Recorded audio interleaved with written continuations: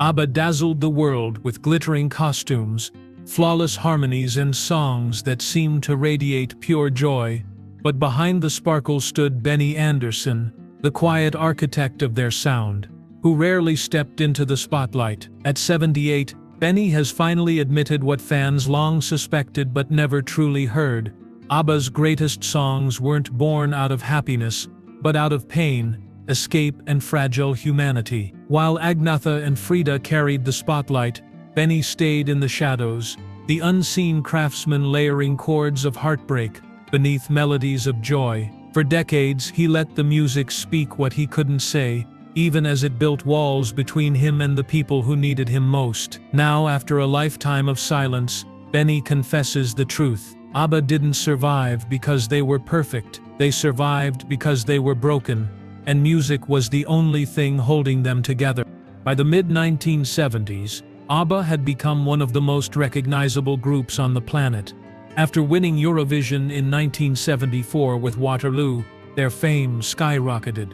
Songs like Mamma Mia in 1975 and Fernando in 1976 turned them into global icons. To the public, it all looked effortless. 4 smiling faces, glittering costumes, flawless harmonies. But behind the curtain, the sound that carried ABBA to the world was being shaped in silence by Benny Andersson. Benny wasn't the face fans screamed for. While Agnetha and Frida stood under the lights, he spent endless hours in the control room, chasing feelings rather than trends. By 1977, when Dancing Queen was topping charts everywhere, Benny was spending full days on a single harmony line, replaying it again and again until the emotion in his head matched the sound on tape. To others, it looked obsessive. To him, it was survival. He wasn't trying to make the music perfect. He was trying to make it honest. This obsession gave ABBA its timeless quality. Even at the height of the disco era, when everyone else was leaning on simple beats, Benny layered chords and harmonies that carried both joy and melancholy. That's why a song like Take a Chance on Me in 1978 feels euphoric, yet still tinged with longing. He built contrast into every melody, the brightness audiences danced to, and the sadness that lingered when the song was over. But for all that brilliance, Benny rarely felt seen. The magazines covered Agnetha's beauty, Frida's stage presence, and Bjorn's lyrics. Benny was the craftsman in the shadows. He arranged the strings, sculpted the echoes, and made sure the heartbeat of each song landed exactly where it needed to. Yet when the world applauded, his name was a footnote. And there was another burden, one fans never saw. Benny wasn't just ABBA's composer, he was their quiet fixer. Whenever creative tensions rose in the late 70s, whenever egos clashed or emotions boiled over, it was Benny who stepped in to calm the storm. He carried the pressure of keeping the group together, smoothing the edges, making sure the machine kept moving. Outwardly, the band sparkled. Inwardly, Benny was wearing down under the weight of being both architect and glue. Most listeners never realized how deeply he defined ABBA's identity. Without Benny, the group could have sounded bright but hollow. Instead, their songs carried shadows beneath the shine. Mamma Mia hid heartbreak inside joy. Fernando carried nostalgia beneath its grandeur. This layering wasn't accidental, it was Benny's signature. His genius gave ABBA a depth that audiences couldn't explain, but always felt. By the time 1979 arrived, ABBA were touring stadiums, their fame cemented. But for Benny, the quiet cost was already building. He had given everything to the music, and almost nothing of himself remained outside of it. The world saw a pop empire. Benny felt the heavy silence of a man who had built it, and was being crushed by the responsibility to hold it together. By the turn of the new decade, ABBA's music had shifted. The late 1970s, sparkle of Dancing Queen and Voulez-Vous gave way to songs that carried more weight, more sadness. To fans, it sounded like maturity. To Benny Andersson, it was something far more personal. The melodies of the early 80s were his shield, his way of expressing what he could never bring himself to say aloud. When The Winner Takes It All was released in 1980, the world heard it as a devastating breakup ballad. Agnetha's haunting delivery made audiences believe she was singing her own pain. But behind her voice was Benny's composition, carefully sculpted chords that carried his emotions without him ever speaking them directly. To Benny, the piano said what conversation never could. Instead of confronting heartbreak in real life, he let the song carry the truth for him. It was the same with One of Us in 1981. To fans, it was another bittersweet anthem about love slipping away. But to Benny, it was a coded confession. He wasn't writing for the charts. He was writing to survive his own silence. Each note carried the weight of emotions he couldn't confront face to face. The songs became therapy, even as they built walls between him and the people who needed his honesty most. In interviews years later, Benny admitted something quietly devastating. "I gave my best lines to songs, not to the people who needed to hear them from me." That single truth reframes ABBA's entire catalog. Their greatest ballads weren't born from bold declarations of love or heartbreak. They were substitutes. Instead of telling Frida how he felt, instead of opening up in private, Benny poured everything into the music and left silence behind when the studio lights dimmed. This pattern became both his genius and his flaw. For fans, the songs felt universal. Millions cried to The Winner Takes It All without ever knowing the personal fractures beneath it. For Frida and Agnetha, the women who stood closest to him, the lyrics were raw reminders of emotions he never spoke out loud. Agnetha, especially, gave voice to Benny's hidden feelings, carrying his quiet confessions to the world, even though she herself was often mistaken as their source. And this was the paradox.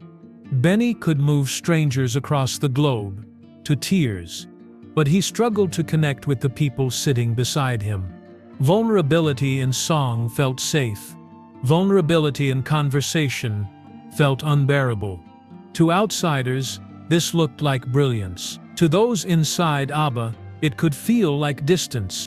By the early 1980s, as ABBA's sound grew darker and more introspective, Benny's shield grew stronger. Every chord progression was a defense mechanism, every lyric a substitute for words he could not say. And while this gave the world some of the most haunting music in pop history, it also deepened the silent gaps in his closest relationships. ABBA's catalog from this period proves it. Joy still existed, but shadows were everywhere. Benny had found a way to pour his soul into melodies, yet the more he gave to the music, the less of himself was left for the people around him. In the late 1970s, as ABBA's fame soared, Benny's personal life became more entangled with the music. His relationship with Frida Lyngstad, known to fans simply as Frida, was as much a part of the group's story as any hit single. From the outside, they looked like another glamorous pairing inside a pop phenomenon. But behind the scenes, their love was not built on candlelit dinners or quiet escapes. It was built in the studio, under fluorescent lights, with melodies as their language. Their connection began not in romance, but in music. During long nights of recording in 1976 and 1977, Benny and Frida found a rhythm together. Frida's raw, emotional delivery matched perfectly with Benny's intricate arrangements. She gave voice to the chords he sculpted, carrying his unspoken feelings into the world. For a while, that dynamic felt like magic. They didn't need words. The music spoke for them. But what worked in the studio did not always work at home. Frida was fiery, emotional, unafraid to confront pain head-on. Benny was her opposite. Internal, quiet, more comfortable behind a piano than in a difficult conversation. She wanted presence. He offered chords. She asked for connection. He wrote melodies. By 1979, when ABBA released Voulez-Vous and embarked on one of their most ambitious tours, the cracks between them had already started to show. Frida lived the lyrics she sang. When she performed Knowing Me, Knowing You, Released in 1977, she poured her whole being into it, as though the song itself carried her truth. Benny, on the other hand, retreated further behind the notes. For him, Knowing Me, Knowing You wasn't just a song about fractured love, it was a shield against discussing what was unraveling in real life. At the heart of their struggle was trauma. Frida had survived a childhood marked by abandonment and fear, carrying scars that left her craving closeness. Benny, raised to bottle emotions, found safety in silence. Neither truly knew how to bridge the gap, so they kept speaking through the music. Songs became their therapy sessions, the studio their counselor's office. But therapy only works if the words lead to action. For Benny, the songs were enough. For Frida, they were never quite real. By 1981, when One of Us was released, their relationship was collapsing. Frida needed warmth outside the recording booth, someone who could feel with her, not just compose for her. Benny couldn't give that. He has since admitted that he was more emotionally available in the studio than he ever was at home. He could write about heartbreak with devastating accuracy, but when the music stopped, he closed himself off. This imbalance wore them both down. To the public, the chemistry on stage was undeniable. Their duets shimmered, their harmonies soared. But what looked like unity was often distance disguised as collaboration. Fans heard heartbreak in the songs, but few realized those emotions were not just performances, they were lived realities. The irony is that the same music that brought Benny and Frida together also pushed them apart. Their bond survived longer in the studio than it ever could in private life. The Winner Takes It All, recorded in 1980, was a haunting example of this. Though sung by Agnetha, the lyrics and composition echoed Benny's own inability to hold on to closeness. Frida could feel it, even if he never said it. Looking back, Benny doesn't frame it as betrayal. He wasn't unfaithful in the way tabloids suggested. His failure was detachment. He gave his heart to the piano, while Frida asked for it in person. And when the two no longer aligned, their relationship dissolved under the weight of silence. By the early 80s, their love was gone, though the music remained. To the world, it seemed like another pop star romance ending under the glare of fame. To Benny, it was something quieter and more painful. The realization that the very gift that made him a genius had also made him incapable of being the partner Frida needed. If Frida was the partner who shared Benny's private life, Agnetha Skog was the mirror who carried his music to the world. Their relationship was never romantic, yet in many ways, it was just as defining. For Benny, Agnetha's voice was the vessel that gave his hidden emotions shape. Without her, many of his most haunting melodies might never have reached their full power. From the very beginning, Agnetha was cast as ABBA's golden pop icon. By the mid-1970s, magazines hailed her as the face of the group. Headlines followed her beauty, her marriage to Bjorn, and later their painful divorce. Audiences adored her blonde hair and angelic stage presence, but what most didn't realize was how much of Benny's soul she carried into every performance. When The Name of the Game was released in 1977, it showcased Agnetha's ability to transform Benny's intricate compositions into something intimate and aching. Her delivery brought out the fragility in his chord progressions, making them feel both powerful and vulnerable. For Benny, this was a paradox. He was the one sculpting the sound, but it was Agnetha who became the emotional face of it. That paradox deepened in the early 80s. When The Winner Takes It All came out in 1980, the world believed it was Agnetha's story. Her voice trembled with heartbreak so convincingly that fans assumed she was bearing her own wounds after her split from Bjorn. In reality, it was Benny's composition, built on his own silences, his own inability to confront feelings directly.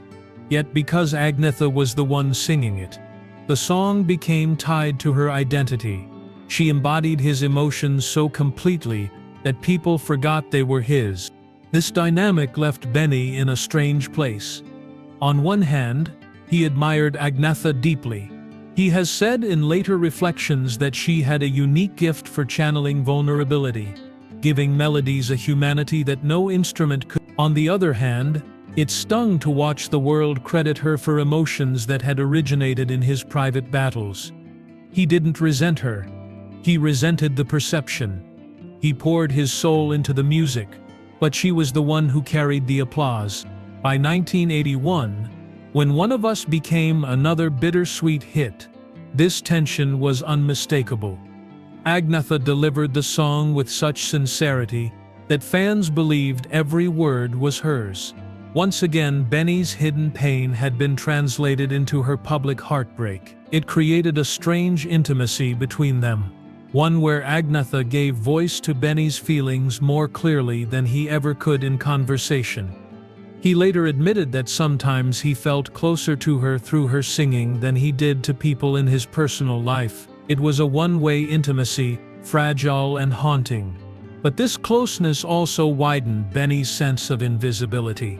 Agnetha became the face of his most personal confessions, while he remained in the shadows. Fans saw her as the heart of ABBA, while Benny stayed the craftsman, hidden behind the piano. That divide between the creator and the performer, the unseen and the celebrated, fueled his quiet resentment of fame's rules. Still, there was no denying the chemistry between Benny's compositions and Agnetha's delivery. Together, they created moments that defined ABBA's legacy. She was the light carrying his shadows, the voice transforming his silence into universal feeling, and even though it often left him unseen, Benny understood that this partnership was part of why ABBA's music would endure long after the costumes and headlines faded. By the early 1980s, ABBA looked unstoppable. Their singles still dominated charts, their tours sold out arenas, and their music videos played endlessly across Europe, America, and Australia. Yet inside the group, the spark that had once made everything feel alive was quietly fading. There was no dramatic explosion, no headline-making betrayal. Instead, it was a slow unraveling, a kind of quiet exhaustion that crept in year by year until the music no longer felt true. Benny remembers that period as both triumphant and hollow. After The Winner Takes It All in 1980, the group continued to record, releasing Super Trooper that same year. On the surface, it was another wave of success. But to Benny, the sessions felt heavier. The music was no longer a joyful act of creation. It was a duty, an obligation to fans, to their record label, and to each other. By the time One of Us appeared on the Visitors album in 1981, he knew the end was near. The long tours of the late 70s had already drained them. Night after night on stage, traveling from continent to continent, the glamour was wearing thin. What had once felt exhilarating now felt suffocating. Agnetha, raising children after her divorce from Bjorn, had grown increasingly weary of the road. Frida, who had poured her emotions into the music, had begun to detach in her own way, preparing herself for life beyond ABBA. Benny and Bjorn still carried the responsibility of writing, but even they felt the weight of expectation more than the joy of discovery. The truth was simple: the creative well had begun to run dry. The late 70s had been filled with an almost relentless flow of inspiration. But by 1982, when ABBA released The Day Before You Came, the group's sound had shifted into something darker, more reflective, almost funereal. To many, it sounded like another bold experiment. To Benny, it sounded like closure. He later admitted that by that point, he wasn't there because of passion. He was there out of guilt. Guilt that if he walked away, the machine would collapse, and the others would be left to carry the burden without him. What makes ABBA's ending so unusual is how quiet it was. There was no meeting where the four sat down and declared it over. There was no explosive fight or dramatic farewell tour. Instead, the music simply stopped. After their final sessions in 1982, the group scattered almost silently. Headlines speculated, rumors swirled. But the band itself never gave the world a neat ending. One day there was ABBA, the biggest pop group in the world, and the next, there was silence. For Benny, that silence was devastating. It wasn't until the 1990s that he fully realized how long he had been carrying the emotional weight of ABBA's collapse. While Frida and Agnetha moved on to solo projects, Benny disappeared into theater and film music, trying to rebuild a sense of self beyond the band. Yet the ghost of ABBA followed him everywhere. The applause that had once been deafening was gone, replaced by a gnawing question: had it all ended because of him? Looking back now, Benny describes ABBA's collapse not as a scandal, but as a creative death. The joy that had once fueled the songs was gone, replaced by weariness and obligation. Fame had drained them of the very spark that made them extraordinary. And though the world still celebrated their music, inside the band, there was nothing left to give. That realization has haunted him ever since. The end of ABBA wasn't a fairy tale, wasn't even a tragedy in the traditional sense. It was quieter, more painful, the slow disintegration of four people who had given too much, until they had nothing left for each other. Now at 78, Benny Andersson no longer hides behind melodies or studio walls. For the first time, he admits what fans always felt but could never prove. ABBA's music wasn't born from fairy tale joy. It was born from fracture, from pain, from four people trying not to fall apart. The music made us whole, he has said. A quiet confession that reframes their entire legacy. The dazzling harmonies, the sparkling costumes, the global fame, none of it could disguise the truth. ABBA worked not because they were flawless, but because they were fragile. The songs were lifelines, carrying what they couldn't say in words, binding them together even as real life pulled them apart. Fans will always remember the joy of Dancing Queen, the heartbreak of The Winner Takes It All, the melancholy of One of Us. But Benny now reveals the thread running through it all: survival. ABBA wasn't a fairy tale. It was four human beings leaning on music to endure what life made too heavy to bear. For more emotional stories, check out this video.